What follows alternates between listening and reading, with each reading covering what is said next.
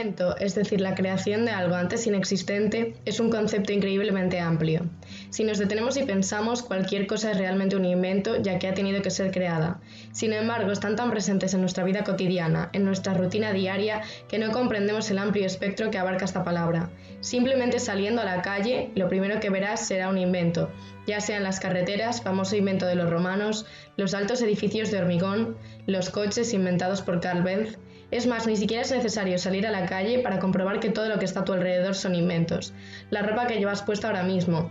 todos los utensilios que utilizas varias veces al día para cocinar. Todo esto ha sido creado por el ser humano para facilitar su vida diaria. A pesar de estar constantemente en nuestras vidas, no solemos reflexionar en la relación del invento con el arte, que es absoluta, ya que para empezar, el arte es una forma de expresión, un lenguaje creado, inventado por el ser humano. El arte además se basa en gran medida en la innovación, en la ruptura con los periodos anteriores, la famosa lucha constante entre los estilos artísticos que depende de los inventos, no solo a nivel social, ya que influyen en enorme medida en la mentalidad de la época, y por tanto en el ámbito artístico, sino también al nivel de la técnica utilizada, como por ejemplo el paso del temple a la pintura al óleo o la invención de la imprenta, ambas marcando el inicio de un nuevo periodo. Otra relación del invento con el arte, además de su influencia inmediata hasta llegar incluso a la dependencia, es que el arte es en muchas ocasiones un reflejo de la sociedad y la época en que vivía el artista, a veces involuntariamente u otras de manera completamente consciente. Esto implica que los inventos de los que disponían, por ejemplo, en el siglo X, aparecerán seguramente representados o mencionados en las pinturas o en la literatura de la época, como por ejemplo en las cantigas de Santa María, en una de las miniaturas que las conforman, aparece el cambio del arco de medio punto característico del románico al arco apuntado u ojival que se utilizó comúnmente en el período del gótico. Podemos establecer entonces que el invento es algo casi tan antiguo como el ser humano, al igual que el arte. Ya en el antiguo mundo egipcio tenían un campo científico extremadamente avanzado para su época, consiguiendo gracias a ello asombrarnos aún a día de hoy. Las enormes pirámides de Giza, en torno a las cuales existe tanta leyenda, hasta el punto de creer que fueron construidas por alienígenas, no son sino arquitecturas llevadas a cabo con una pericia técnica enormemente avanzada, gracias a una serie de aparatos o novedades ingenieriles creadas para facilitar su construcción, como enormes poleas de madera o rampas para transportar las gigantes piezas pétreas bajo las que se ponían troncos que permitían su deslizamiento. De modo que ya tenemos un ejemplo arquitectónico del reflejo de los inventos en el arte, ya que sin estos nuevos métodos no habría sido posible llevar a cabo construcciones de semejante talante, por no mencionar que la pirámide en sí misma es también un invento que tardó bastante en ser desarrollado y perfeccionado por el famoso ingeniero y arquitecto Imhotep.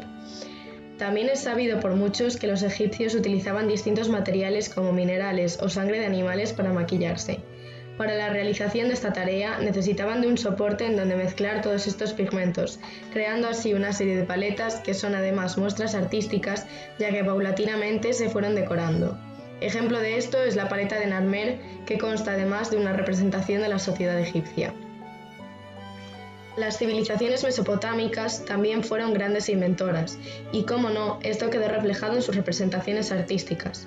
En numerosas ocasiones, los estudiosos se han referido a estas civilizaciones como las inventoras de la rueda, creación que marca un antes y un después en la historia de la humanidad, y que queda plasmado, por ejemplo, en el famoso estandarte de Ur, que utiliza como soporte piedras incrustadas para mostrar una procesión de todos los personajes que compondrían la sociedad del momento y que finaliza en el gobernador, el cual recibe todos sus presentes.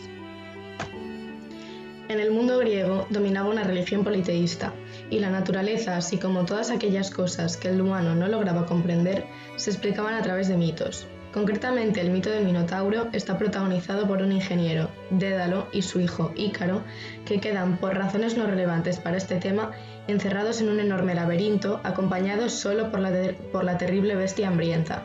Por tanto, para conseguir salir del lugar sin ser devorados por el monstruo, Dédalo crea de manera muy ingeniosa unas alas hechas de cera y plumas que les permiten escapar volando, pero el imprudente Ícaro ascendió demasiado, acercándose al sol que derritió la cera que unía las plumas de sus alas, de manera que cayó al mar y murió. En este mito se ejemplifica la tendencia y preocupación constante por lograr nuevas hazañas a través de inventos, como es en este caso volar. Además, este mito en épocas posteriores fue retomado y utilizado en incontables ocasiones en el arte, como por ejemplo la pintura al óleo de Jacob Peter Gowie del siglo XVII o la escultura de Antonio Canova y otro óleo, esta vez de Charles Paul London, las dos últimas representaciones, ambas del siglo XVIII. La época del Renacimiento va a estar marcada por una corriente humanista y por unos valores que se contraponen completamente a la rigidez y el teocentrismo del periodo medieval inmediatamente anterior. A raíz de esta nueva corriente de pensamiento van a contemplarse todos los campos del conocimiento humano con un enfoque distinto, de manera que tanto la ciencia como el arte van a tener ambas una enorme relevancia, en muchas ocasiones quedando ligadas. Tanto es así que uno de los mayores representantes de la pintura renacentista, como es Leonardo da Vinci, será también un gran científico e inventor que dejó como legado, entre otras muchas cosas, gran cantidad de dibujos, es decir, muestras artísticas sobre sus muy variados inventos. Destaca en relación con el mito que acabo de mencionar el invento de una máquina voladora por parte del famoso artista y al que llamó ornitóptero.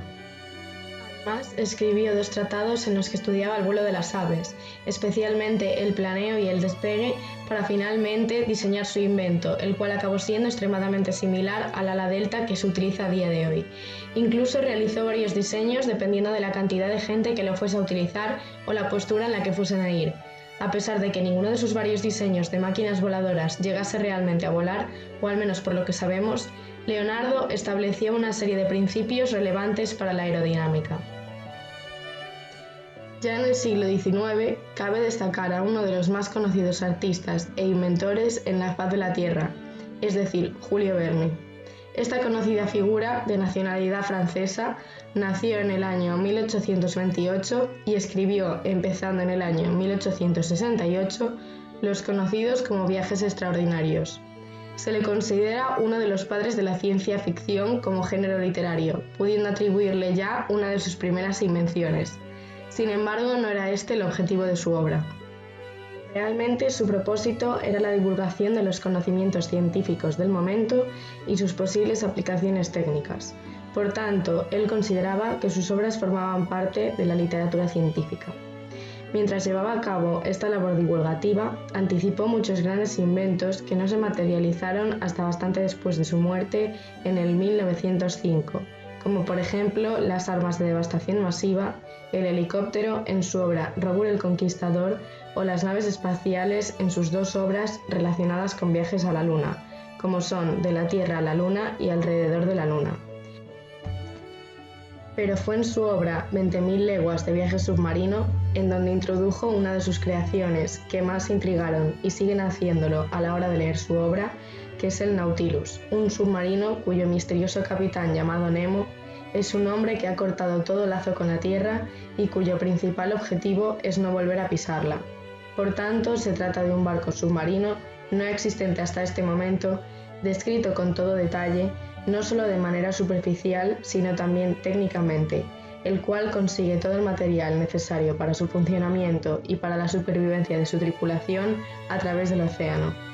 Además, este submarino, que alcanza velocidades muy superiores a las de un buque del momento, cuenta con un motor eléctrico que todavía no estaba desarrollado para tener dicha potencia en el año de publicación de esta obra, que sería el 1870.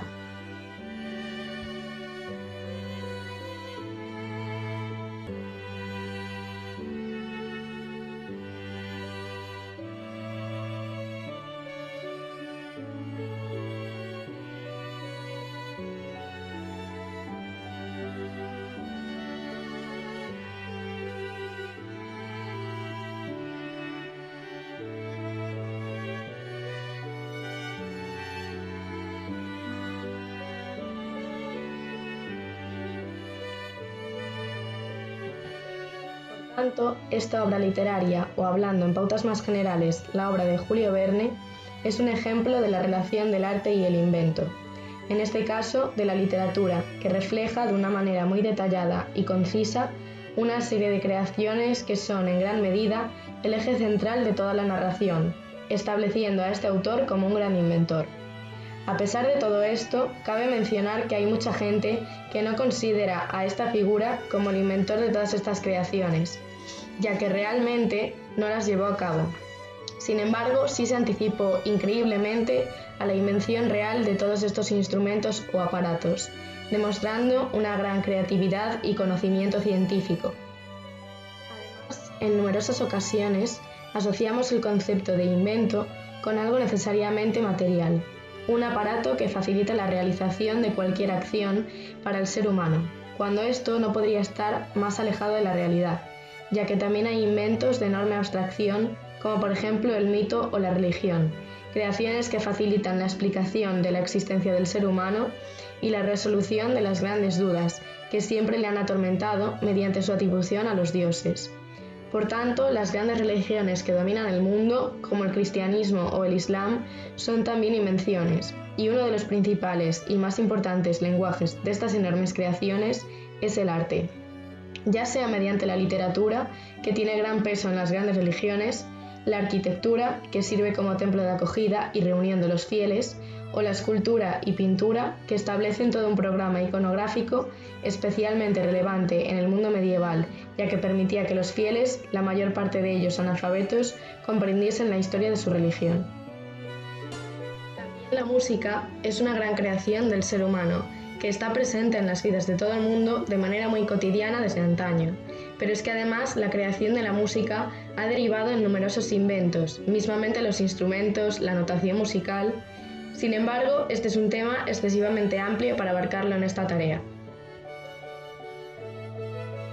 Finalmente, como conclusión de este trabajo, me gustaría incidir una vez más en la relación sumamente importante del invento y del arte, y también en gran medida de esta y la ciencia, a pesar de que hoy en día las consideremos dos disciplinas completamente separadas, sin ningún lazo que las una, y no hagamos más que compararlas en una discusión sin fin de cuál es la más útil.